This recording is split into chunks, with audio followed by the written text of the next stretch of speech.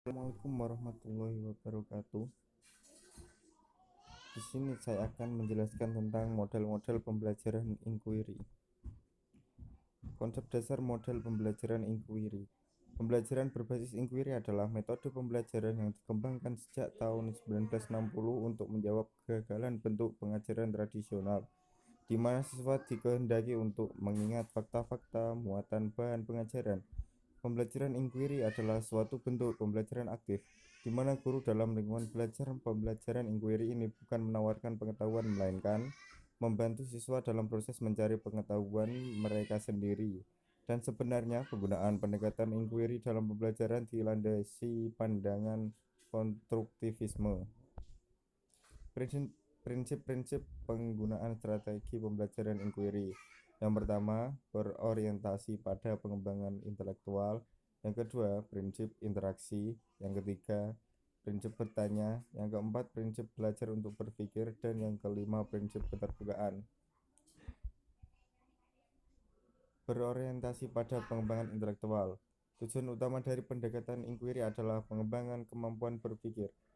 Dengan demikian, pendekatan pembelajaran ini selain berorientasi kepada hasil belajar juga berorientasi pada proses belajar. Prinsip interaksi. Proses pembelajaran pada dasarnya adalah proses interaksi, baik interaksi antara peserta didik maupun interaksi peserta didik dengan guru, bahkan interaksi antara peserta didik dengan lingkungannya. Prinsip bertanya. Peran guru yang harus dilakukan dalam menggunakan pendekatan pembelajaran inquiry adalah guru sebagai penanya. Sebab kemampuan peserta didik untuk menjawab setiap pertanyaan pada dasarnya sudah merupakan bagian dari proses berpikir. Prinsip belajar untuk berpikir. Belajar bukan hanya mengingat sejumlah fakta, akan tetapi belajar adalah proses berpikir, learning how to think, yakni proses mengembangkan potensi seluruh otak, baik otak kiri maupun otak kanan. Prinsip keterbukaan. Belajar adalah suatu proses mencoba berbagai kemungkinan, segala sesuatu mungkin saja terjadi. Oleh sebab itu, anak perlu diberikan kebebasan untuk mencoba sesuai dengan pengembangan kemampuan logika dan nalarnya. Langkah-langkah pelaksanaan strategi pembelajaran inquiry. Yang pertama, orientasi. Yang kedua, merumuskan masalah. Yang ketiga, mengembangkan hipotesis. Yang keempat, mengumpulkan data. Yang kelima, menguji hipotesis. Dan yang terakhir, merumuskan kesimpulan. Jenis-jenis model pembelajaran inquiry.